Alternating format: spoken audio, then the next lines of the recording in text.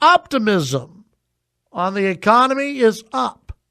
The election of Donald Trump has brought with it a surge of optimism in the United States over the economy and stocks not seen in years.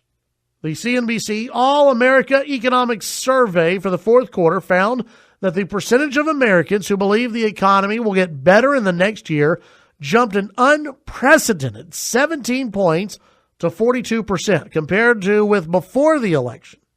It is the highest level since President Obama was first elected in 2008. The surge powered by Republicans and independents reversing their outlooks. Republicans swung from deeply pessimistic, which is 15%, saying the economy would improve in the next year, to strongly optimistic, with 74% believing in an economic upswing. Optimism among independents doubled, but it fell by more than half for Democrats. Just 16% thought the economy would improve. Quote, we're looking at an America moving into a more positive era with regard to economic expectations, said Michael Roberts, vice president at Public Opinion Strategies, which serves as the Republican pollster for the CNBC survey. No doubt the election of Trump has ushered that in. A poll of 800 adults from around the country conducted December 2nd through the 5th. Yeah, and you look at just a sharp rise in people who are more optimistic. And, yeah, it's among party lines, but doesn't everything just seem it's a little more optimistic?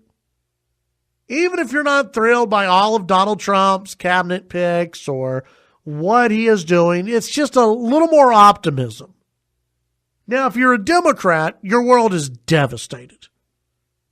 Except Democrats who actually have a grip on things. But there are a lot of Democrats who don't have a grip on reality.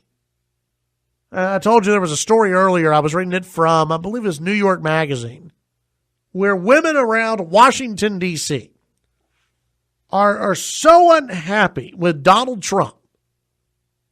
They really thought, a bunch of women around Washington, they thought that Donald Trump was not going to win. They thought Hillary was going to break through the glass ceiling.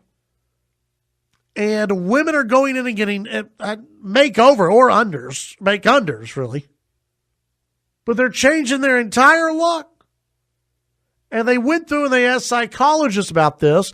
And psychologists said when people experience a huge loss, a personal loss, they want to change something about themselves dramatically. They want to do something. They want to change something about themselves. And apparently for women, it's they start just cutting off their hair.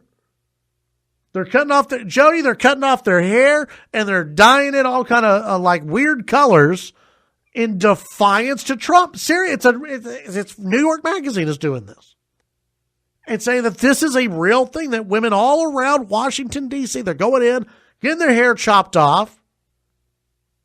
Now, some are saying it's because they don't want to see, they don't want to be seen as just feminine. They want to be seen as more than that. I don't know. That's what the psychiatrist says. But he's saying that it has to do with people who experience a loss, a personal, almost like a death in the family.